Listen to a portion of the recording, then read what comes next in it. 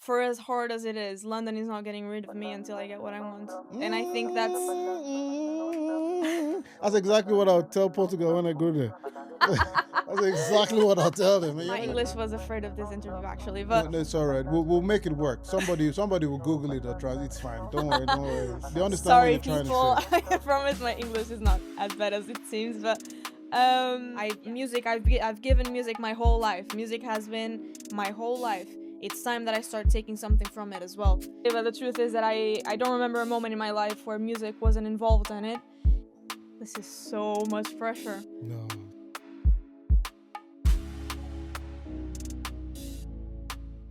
Ladies and gentlemen, we are having a wonderful summer. So the best thing I could do was travel the shores and go somewhere sunny and bring the whole reason as to why England is so hot right now. Because I brought you the one and only Portuguese queen, a singer who has just released her album April 2026 with her debut single Nevermind. She's releasing other songs and she will be performing at the Korak Live Music August 27th. People, I give you the one, the only, the Portuguese queen, Eleanor. Yay! I like it. How are you? You good? I'm good, how are you? I'm always good. Of course, big shout out to Podcast Rooms, Jamie taking care of us. Caribe Coffee, you can get 20% off if you use the code More Things and the checkout. Eleanor, we always start this podcast in the same place, Korak means footsteps, and each footstep is a journey that you have to go through to be the musician that you are today, the ups, the downs. What is that first step that you remember in that you took to actually choosing music as your career? I think I think it was a bit of a realization because I started music when I was really really young. I don't remember a moment in my life. I know this is really like, the cliche thing to say, but Don't worry, things are cliche because they're true. exactly. I've come to realize that. That's absolutely true Yes, actually, but it's cliche, but the truth is that I don't remember a moment in my life where music wasn't involved in it. And I just feel like I wanted to be a vet when I was really small, and then I realized that I was not good at maths. So yeah, I had to be like, you need what am I good you at? need maths to be a good vet. Yeah, you do. Yeah, you Aren't do. you taking care of rabbits and all these funny dogs and stuff? What maths do you You're need being for a that? doctor for them. So as much as you need maths to be a vet, as much as you need maths to be a doctor. Oh, So really? yeah. Okay. So Well, I that's was like, okay, what am I good at besides loving animals? And it was music. And then I started following more bands, started looking more into what an artist's life looks like, and I was like, oh, I actually really want this. And I was 12 when I got to that realization, and I think that there was a conversation with my dad in the car where I was like, you know what, I really want to do music and I really want to have the artist like life, but there's something that I need to have, that is I'm not going to be an artist in Portugal. Okay. I need to get out. Like, I need to be big. If I'm gonna do it, I'm gonna go big, and I'm gonna do it like go as far as as I can go, Well, possibly. there are many things to unpack there. Well, number one is you decided at 12 you wanted the artist lifestyle. Okay. And you say music has always been there. Yeah. When you mean music has always been there, do your parents sing? Are you the only child? No, I have a sister, but I'm in the family. I'm the only one that sings. My parents don't have any history in music or arts. My grandparents don't either. They don't remember any parents of theirs that had, or I mean, no one in my family remembers any possible member that might be related to music. So, So it is really just like so you're the first of your kind. I'm the First first of my generation, kind. first generation. I like it. I Yes, like it. yes, I am. So with music always been there, but I'm sure there would have been some sort of encouragement, like your parents played X certain type of music at home, or generally is it just when you say music was always there? Is that where in Portugal are you from? I'm from Porto. I'm from the north. Okay, so Yeah. is it very musically heavy, or it's just Mm, when you say music was always there, what just in the household? well, not honestly, not even. Like, I remember, I think from what my parents tell me, I was just like, when I was a kid, I was always like mumbling around, like songs that I would listen in the radio, or I was always singing. Then when I started learning words, and then my parents just decided to put me in the choir, that where my grandma lives, like in a little area of Porto, where the basically like their council has like music classes. So my parents knew about that and they were like, you know what, do you want to try the choir? And yeah, sure. I went to the choir when I was 5 years old, six, between 5 and 6. And then once I got there, I really enjoyed it. Like I was, oh yeah, living the dream. And then I wanted to be a soloist and everything.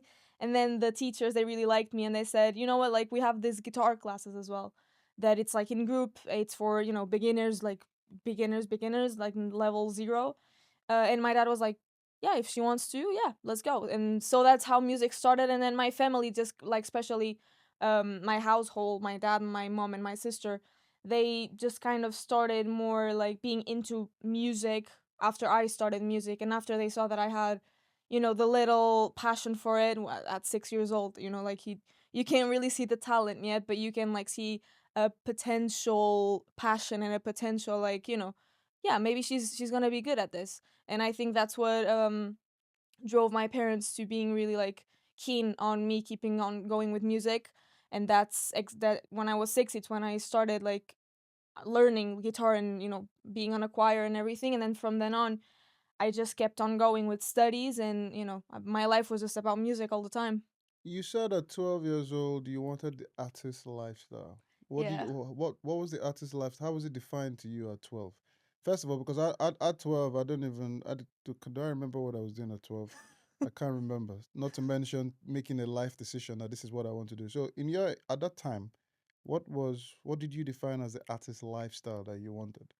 So at the time, the band that I was following was BTS a lot, and Okay. I was just seeing a lot of their videos, like the back of the scenes of music videos they were recording, and like backstage of gigs they were giving. And then I feel like I still remember how I felt when I saw the first video of them like on a gig from a tour they did, and it was so big, and hearing that growl of the people that loved them, and people like they were there to listen to them and to, oh my god, like I love their songs, and they were being heard. And for me it was just like, I want to be on that stage one day, like I want to do that, like it was never about really the paparazzi or having lots of people following me on the street taking pictures with me. But that would be nice though. Paparazzis, people taking pictures of you, autographs. That would be nice too. That would be perfect as Hmm. well. Like, don't get me wrong, I want it too, but I know it comes in the pack and I want it too. But I think for me it was always more the, I wanna, one day be able to write music that I can share with people, and imagine people loving your music so much. Then this is the noise they make when you step on the stage, and it was just like, wow, they're seeing the world because of music. Obviously they're all together, so at first I really wanted to be in the band because of them as well, but then I was like, you know what, kind of want the attention all for myself. Then I was a bit egotistical, but I was just in love with the thought of, being heard by people, being that loved by people, like people loving my music that much. And I was like, how can someone be that good, there was also that side of it that was like, I really want that. I really, really want that artist lifestyle, the tour, recording, talking with fans, like doing videos, doing like this kind of stuff. I love it. Um, and then there was the other side of that. I was like, in the mind of a 12-year-old, I was just like, how can someone actually get there? How can I be that good to get there? So when you ask that self, when you ask yourself hmm that how can somebody get there? So what was the answer? I back at the time I remember that I really didn't know, and I told when I had this conversation with my dad in the car. The first thing my dad told me was, if you're gonna do music, you're gonna have to study, and you're gonna have to take a degree, and you're gonna have to, because that way you can always, your life can always still be about music, even if you're not a famous artist. Hmm. Um, Smart guy, smart but guy, smart guy. My dad is smart really guy. smart. And I was like, yeah, yeah, okay, okay. But I'm not gonna stay in Portugal. Like I want to go, out and everything. And then all that That's the conversation. second time you've said that, and I've spoken to had a Portuguese artist. I don't know if you know her, Logan J Parker. She also is in the UK. Shout out to Logan. So she is from Portugal as well. I don't know if she's from Portugal, but you've said I don't want to stay in Portugal. Why? Mhm. Did you not think? Was it that? Is it that obvious, or is there a lot of evidence that proves that you cannot achieve your dreams in Portugal as an artist?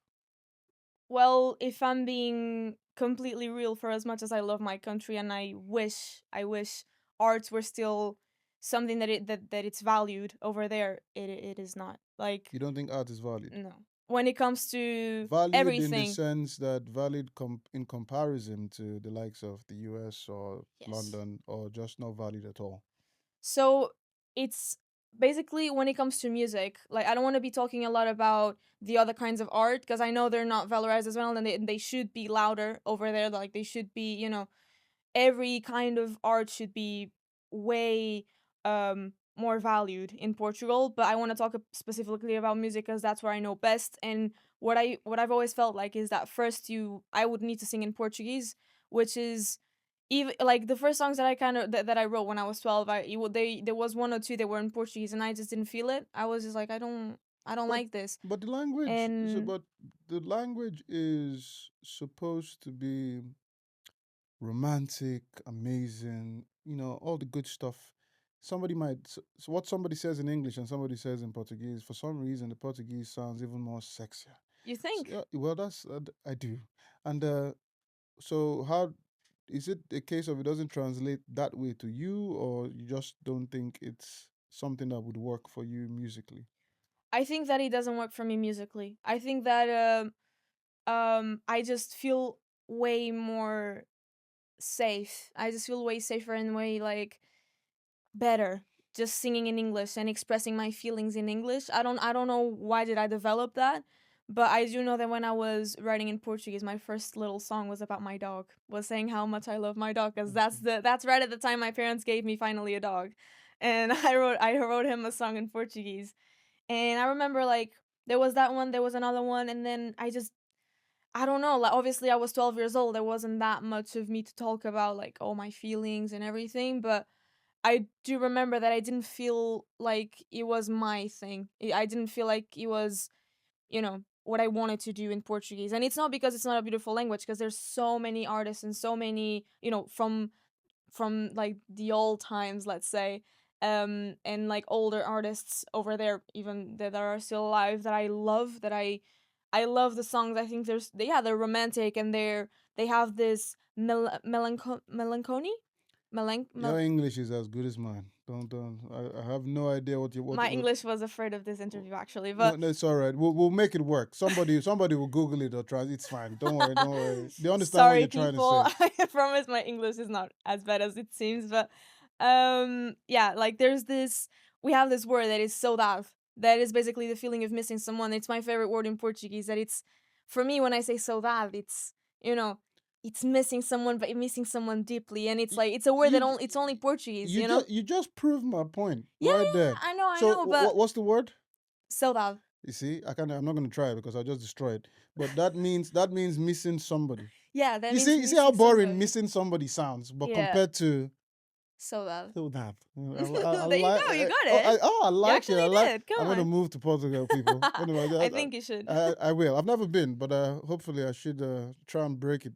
I think I have a feeling that'll be one of them situations that when I move there, I won't want to move back, Yeah, and I know. it I might mean, I might be deported, which I'll make sure I'll fight and stay. But no, I don't think you'll be you deported. it's important. It's interesting that at young as an age that you were then, that you couldn't believe that staying in Portugal will help you achieve your dream. So Yeah. with all that being said, you now decided what to move to London to England. chase your dreams. Yes. Are you've been living in London for how long now? It's gonna be 2 years Two in years. September. The way it's going, do you see your dreams being achieved here, or at least you see your dreams being facilitated from London to the world? Yes, I see a lot more opportunities. I see a lot more places that I can go to. I see a lot more networking that I can do. With the year that I've been in Portugal, in London, sorry. With the year that I've been here, I've already met like a great producer, two great producers that I've been working with recently. Great musicians. I've been able to develop my English, which is really important for me because my writing is all in English. Like it's an essential thing to have. It's a better English accent. It's a better English knowledge. And I just feel like, for example, this opportunity that I'm having right now with Korak would never happen in Portugal. And it's not because there's no people wanting it. There's no people, trying to give this opportunity to artists. But it's just because it's not something that it's seen in Portugal as a career, as a job. And it's when I like when you tell people and you're such a young girl, a young person, that you want to be this big artist and this big, you want to sing to the world, take your music as further as you possibly can. I remember even being a bit embarrassed of saying that because people just look at you kind of like, Yeah, you'll never do it, but okay, you can dream. exposure leads to expansion. I think most people cannot see most people don't believe what they can't see. So, and you probably don't have, there's no catalog of great people that have done it. So it's a bit cagey. So Mhm. you seem to have been very passionate about your music. You look like, as far back as you remember, you always know what you wanted to do. Your parents got involved in helping you. Apart from music, in that period when you're growing up in Portugal, who is Eleanor? Who's she without music? What are her other dreams, aspirations, or was it just I want the artist lifestyle, I want to be an artist, play my guitar? Who are you without music? I think it's a really hard question. It's a really good question. It's a really hard question to reply to because since I was 10 years old, like I was officially studying music, so I was doing like the normal school like other kids, but I was having as well like proper music studies. I was playing violin, I was having music theory, music like development in terms of choir and voice and everything. And I just feel like my life really always turned around that cuz I feel like also obviously my parents never let me give up or anything, but there was a lot of moments where I was just like, I was seeing all of my friends just kind of, oh no, I'm just doing this, and then I'm in elementary school, and they were like, I'm just doing this, and I'm cutting off music and just following completely different careers, which is fair. And it for me it sounded so much more like cozy, and so like it seemed such an easier way to follow than to not really know what's going to happen to you. Like, because back then obviously I didn't know that I was going to be in London. I didn't know that if I could even make it to a uni in another country. And so for me it was like sometimes I just wanted to be a normal child and like with normal dreams and normal like goals in life. But I feel like it has always been about music. And obviously despite, like, if I don't think about the music side, I think me, Leonor, like, seeing me grow up and watching me grow up, like, now that I'm here, um, I think she was just always very dreamy, very passionate, very smiley, very, there was obviously those teenage years where I was like a bit sad, and I spent a couple of sad moments, like those little dramas in school and everything. But I feel like for the most of the time, I've always been a really happy child, and I've always been a really happy person. Like, I think all of that, even the bad things that happen, bad things like the sad things that happen, that I consider them sad because they affected me somehow. But obviously, I was a child. But all of those things, I think they were building me more into the person that I am today and into the personality that I have than the artist that I am right now. I think the artist that I am right now has just been developing itself since I got to London, really. I've been figuring out more like, okay, who am I in this music industry? Like, because I Who's know that I've got to have me. I've got to be me. And I want to be me. But it's just like I feel like my artist, like Eleanor, has only been growing up since a year ago, like so almost two are you years. saying that the person and the artist are two different people? I feel like now they're starting to um get like really like now it's barely it's starting to like they're starting to find each other and to just like melt into each other. But yeah, But I think before it they has always been. before they completely merge, Yeah, before, because as you say, they're still coming together. yeah. Who is Leonor and who's Eleanor? Eleanor is this beginning artist, which she's trying to make her way through a really hard industry, and she is trying to be herself the most that she can. She's trying to manage, obviously, the student life in London, the living away from her country. She's dealing with all of this new stuff that there is in my life, with all the changing, with all the artist journey as well. Because when you're an artist, you're always changing. You have different seasons. You have different, like, I think my genre, for example, the genre that people heard in my previous album, the next EP, it's gonna be completely different. And I Okay. feel like people are already gonna be able to notice a difference in Eleanor. Like, oh, okay, so there was a change there. So I feel like Eleanor, it's this. Eleanor, it's music. Eleanor, it's yeah, just a bit of a uh And she's different from yeah, Leonor. Leonor. I think Leonor, if I'm being completely honest, is just a girl who's, yeah, she's away from her family, from her country. Like, I'm still very much Portuguese. I feel like since I got here, I even became more Portuguese, more proud of being Portuguese. Um, I feel like she's still very much like, oh no, but I'm still supposed to be a kid. Yeah, I'm now 20 years old, but I moved here when I was 18. I was the only one of my friends doing that. It was a really big change in my life, and I look back and, in Portugal now, I don't really have a life anymore. I have my best friends and I have my parents, I have my family, but when I go there, it's just more of a vacation than really like, okay, I still have a life here that I could hold on to. But Leonor, it's like, I'm sad that it's happening like that. So if you are in a relationship, that means if you're dating a guy, that means he could be dating two people at the same time. And Yeah, I mean, that's very nice. Imagine that pretty much get buy one get one free. That's what that is. That's what that is right there. yeah, I feel like, I mean, yeah, my boyfriend has told me, like, sometimes you're never happy with what London gives you. You're just happy when you have a gig or something. Like, you're never really happy with what London gives you. So maybe in a way, yeah, he's dating What more the Portuguese girl than than the what actual a guy. Eleanor. What a guy. Tell him, man, a lot of us men are envying him, man. In one girl he's dating two girls. I like it. I like it. So what is now that you're establishing yourself, you are trying to live out your dream. First of all, big shout out to David, also known as Bravo J.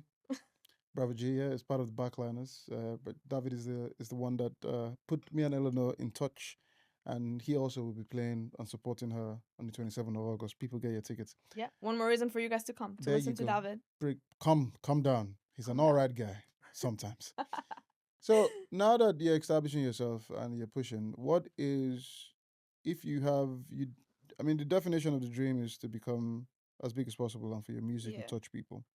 But now that you're observing a lot of realities that's coming with it, the difficulties, the hustle, the hardships, what is that one definition that you have now when it comes to what you want to achieve in the world of music? It's still the same. Still the same, It's hasn't still changed. the same. I think, for as hard as it is, London is not getting rid of me until I get what I want. And I think that's That's exactly what I'll tell Portugal when I go there.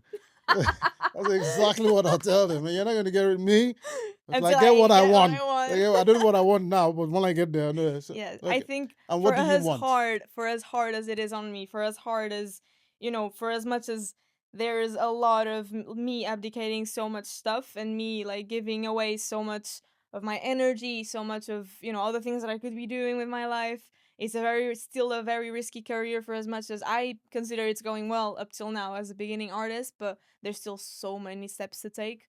Um but yeah, I do feel like it hasn't changed because I still want to be a big artist. I still want to be heard as far as I can. Like, like, I take me to China, I want to be heard in China. I want to be heard in Brazil, I want to be heard in the US. My main goal would be to move to the US and do music there. Because I have this thing with New York, and I just want to live in New York, even though it's even bigger than London. And if I already complain about London, imagine how much will I complain in New York. But I just have a proximity with the city, and I just that would be the biggest dream, would be in the United States, in New York or LA, and be doing my music, be, a big artist like I want to be. But even if it's in London, I need to make it. And if I don't, like, I don't want to think of a plan B. I know I need to have one, but I don't want to think about one. So, you seem, since music has been a very big focus since you were little, Yeah. and as you said, a lot of your resources and everything you were doing was very music, music, music. So I'm trying to understand in terms of your experiences in life and the way your music is. How do you, what's your music about? What do you create your music based on? What experiences? What live experiences? Obviously, as you know, it's yeah, two women in one, so I can understand. But what is your music? What's the music about? How does the music come about in terms of experiences? So I'm gonna quote David, actually. David, once he turned to me on a rehearsal and he said, "Your songs are always so sad. Like, can't you write a song about a pickle, about a jar of pickles?" Like, and it's true. It's true, because my songs, they're Why are I'm they sad? sorry. Why are they sad? I think they are based on a lot of my experience with love, and with my experience with heartbreak, and my experience with Love, relationships. love, And heartbreak, relationship. What is wrong with these men out there? Well, I'm assuming it's a guy. I mean, yeah, I These mean, days, you don't know. I think when I say love in all the ways. Because, for example, there's a song in the album, "I Love You, Don't Forget It," that is from my parents. That is about love too, but obviously, like, being away from them, and yeah, just how much I miss being around them and everything. So it's, again, a little bit of a heartbreak, but in a different kind of heartbreak, I would say, because it's, they're still there. Like, my parents, they're still here. Like, So they do you still, you wear your heart on your sleeve? yeah. I Yeah. We were talking before we started this. We are talking about being direct and saying exactly what's in your heart, your mind. Is that Yes, the kind of person you are? yeah. Okay. So And I'm and very in touch with what I feel. And I think that's why when something happens in my life, I songwrite it. And honestly, like, I think I'm someone that I have a very, like, again, melancholical view on life, a perspective that it's always either half full or half empty. So there are some days that I'm, half full, and I see the half full cup, and I'm happy and I'm completely fine. But then the days that make me songwrite is the days where I see the half empty part, and I see, so you write more with the half empty pot. yeah.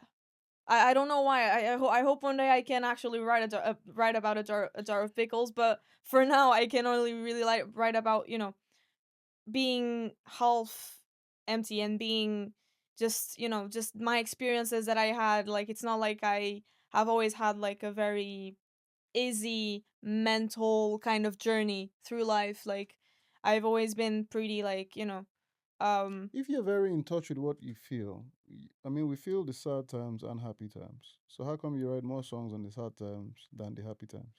I think it's because I think it's simply because the fact that I feel like my life has always been a bit like taking it down, like, pulling the rug out of my feet so I can pick myself up. And no, like, this is not the end of anything. Like, come on, like, Is there an example you can give us apart from when, I mean, you said, I understand missing your parents. You mentioned heartbreak. yeah. Somebody has already broken your heart. Aren't you like 2 years old? Who's already broken your heart right now? Where did that come from? Who's broken the heart? You don't have to Yeah. mention his name, David. But yeah, I mean, but who has broken your heart already? Well, obviously I'm not gonna say names, but yeah, I think I've developed a first love pretty early in age. I was Is this a is 16. this a Portuguese thing? Because I've kind of, once again, what the few Portuguese people I've spoken to, it's like love brews really early. Yeah, See, that's maybe. another reason I'm going there. But yeah, so brews Yeah. early. Okay, so at 16 to At be 16, yeah, but it was something that I didn't really realize at first. But then did you I remember my mom. It was the first, because obviously when you're a child, you have these little crushes, and this little, oh, I think that boy is cute in school and everything. But then I think at 16, when I entered high school, and it was so new. I started making all of this, new friendships and everything. And for me, that's all that it was. It started as a friendship, and then when I actually took a step back, and I remember having this conversation with my mom, and she turned to me, and I was laying in her bed just staring at the ceiling, and then she turned to me and she said, "You like this guy, don't you? Like this one, I think you like him, don't you?" And I was like, "Yeah, I think he was the first." I couldn't lie, and he was also the first guy that I admitted to my mom, my parents, that yeah, I was actually I actually really liked him, and there was a lot of conversations with my mom because it was a first love that was and it was non-reciprocal, and which doesn't invalidate the fact that I did love him in the best way that I could when I was 16. Yeah, I know how you feel, man. It's like the feeling between me and Shakira. She's she has no idea. I need Yeah, I to. know. My heart is fully invested in that, and I was No, fine. listen, it's Shakira. Even my heart is invested on Yeah, her. it was fine, and then she decided to do another World Cup song, and I was like, I was living okay, and then she came out from nowhere. But here's the thing, people. So you've had your heart broken. You wrote a song. Have you written a song when you broke somebody's heart? Because I'm sure you have broken somebody's heart. Did you write the song? Yeah, I did, but You. I never released it. That's the song I want to hear. One of the I crushed your heart. I threw it on the ground. One of those. But it So was actually called "Blame It on the Stars." blame it on the stars. Yeah. Why? That's you not taking accountability right there. Blame it on the stars. So you released your album April 2026, and your one of the songs on the album was Nevermind. Yes. So one of the things we do on Korak is understanding the lyrics of the song, taking a deep Yeah. dive. But your latest release, I believe, is "I Love You, Don't You Forget It." Yeah. And you've already mentioned that was pretty much telling your parents that you miss them. Yeah. Um, I think you're very close to your family, and is your sister included in that song or just your parents? You No, don't. my sister obviously is included, of Oh, okay, course. just Yeah, my checking. little Just sister. just just checking. So let's talk through. Let's talk about that song. It's one of the videos I'm pushing out there, obviously for the show. It also has our four-eyed ninja in there, David. So it's a good song. How did that song come about? And is it is it one of them? Is it a situation? Is it a song that reminds you about home all the time, or just your parents? I think it's really yeah, I think it reminds me of being home a lot. I was never a because yeah, like you said, I'm very close to my family. And I feel like I was never really able to write a song for them because they've been supporting me not just when I got to London, obviously for throughout my whole life. My parents were always there supporting me. My sister was obviously small, but she was still there. Um, and I've never been able to write them a song. And the first year that I was here in London, it had been a couple of months, and I think it was when the homesick part starting to sink in, and because obviously like after the honeymoon part with London where everything is new, you want to go to everywhere and everything, the rush just goes away, and it's just like, oh, so I'm staying here now. And that's when the song came up. I was still at my residency. I was in my room alone. I had just spoke to them on the phone, and then I turned it off and I just started like playing the chords, and yeah, then the song just started coming around. And when I finished it, like I was like, oh, okay, like I spent hours on it, like just straight. I didn't see the time go by. And when I finished it, I was like, yeah, like this is good. Like I like it. Like there was a tear in my I was staring up obviously, and I was like, yeah, I think it says, obviously you can never say everything, but it's a really good try. It's a really good, you know, draft of let's say draft of what I feel and how thankful I am. Are they coming for the show? What? Are they coming for the show? Unfortunately, I don't think so. There's a lot. There's a lot of time. There's a lot of time. They can still comment. Maybe I'll convince my parents with this podcast, but Yeah, yes, yes, just push it out there when it comes out. Just like I'm a star now. You need yeah, to calm down. they need to calm down. You need to calm down. So, so far, what has been your most difficult moment you say on your musical journey? Social media. Oh, don't you get me started. But yeah, yeah. Anyway, I honestly think social media has been a big problem for me because writing songs has not been a problem. I write songs all the time. Like sometimes obviously I don't write songs every day. Like it's obvious, but I feel like writing songs has never really been a problem.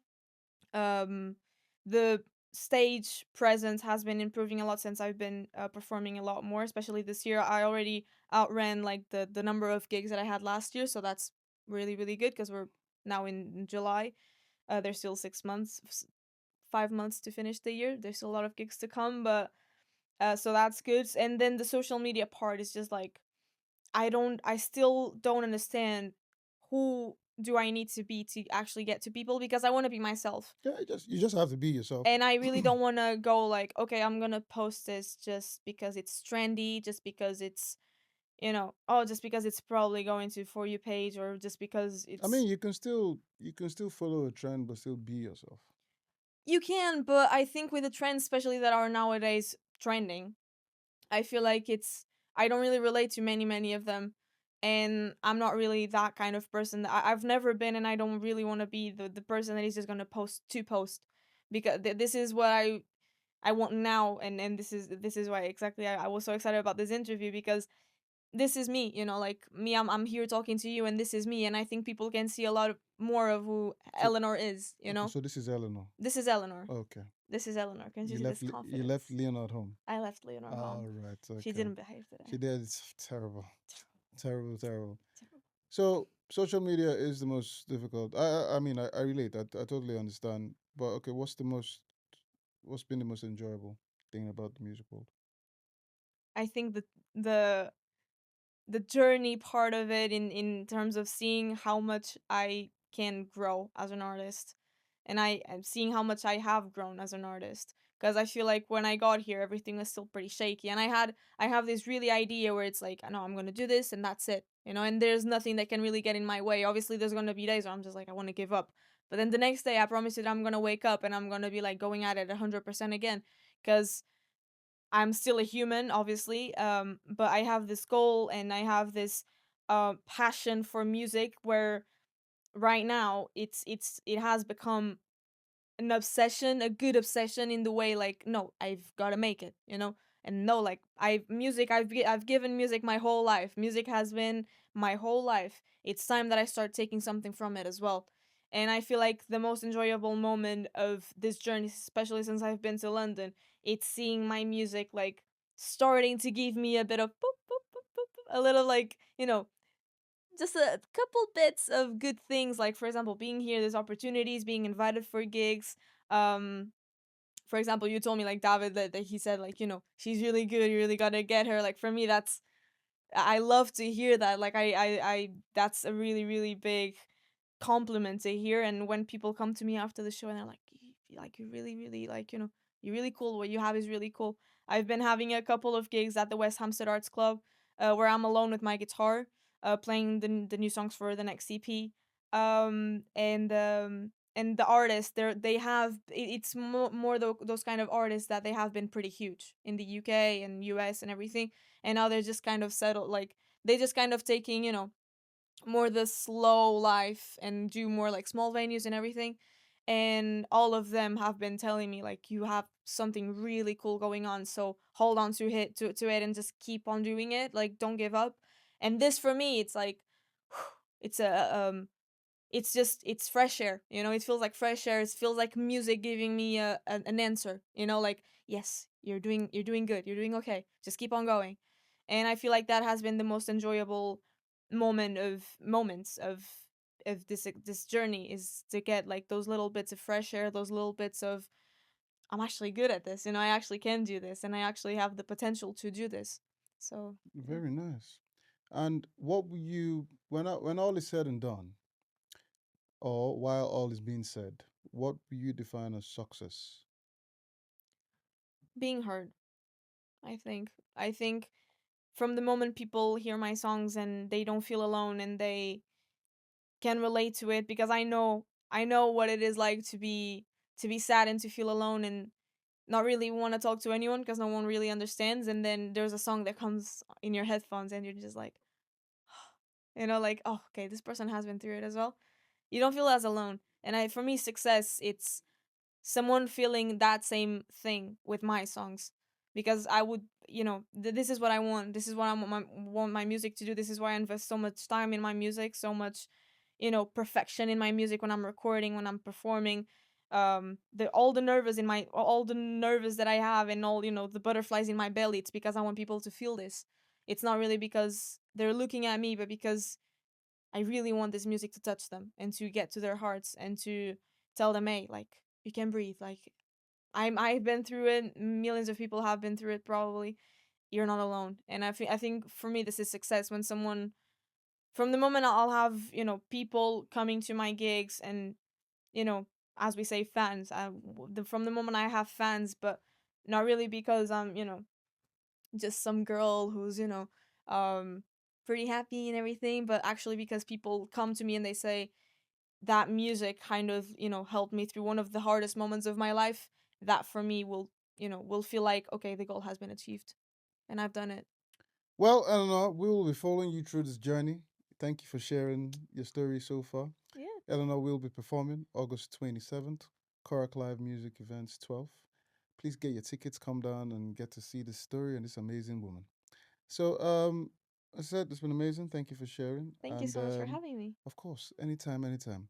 We would close with sometimes I forget to do this, but I didn't forget now. So I'm creating a Korak playlist where you can throw on any song. It doesn't have to be your song. It could be your song. But to what song would you like to add to the Korak playlist? This is so much pressure. No, it's all Of right. any Any song. song, anybody. It could be your song. It could be anybody, any song. Just throw it in there. I think I'm gonna add Like Rock and Roll and Radio by Ray LaMontagne. Sorry, Because say that again because I just heard. Make Like Rock and Roll and Radio by Ray LaMontagne. okay, It was nice. one of the first songs that I heard, and that was like, oh, I love this. And I just completely, I think my growing phase as an artist started there from that point. Well, there you go. So the whole aim of this is that when I've always said, hopefully when I get to about 100 of these songs, I'll release it as a playlist with all the songs that have been suggested. Well, ladies and That's gentlemen, all. the one and only Portuguese Queen performing Korak Live music event August 27th. Buy your tickets. Thank you very much. Thank you. Eleanor. Well, that's a wrap, people. I am your host, MC Sabi Boy. Until the next time, more times.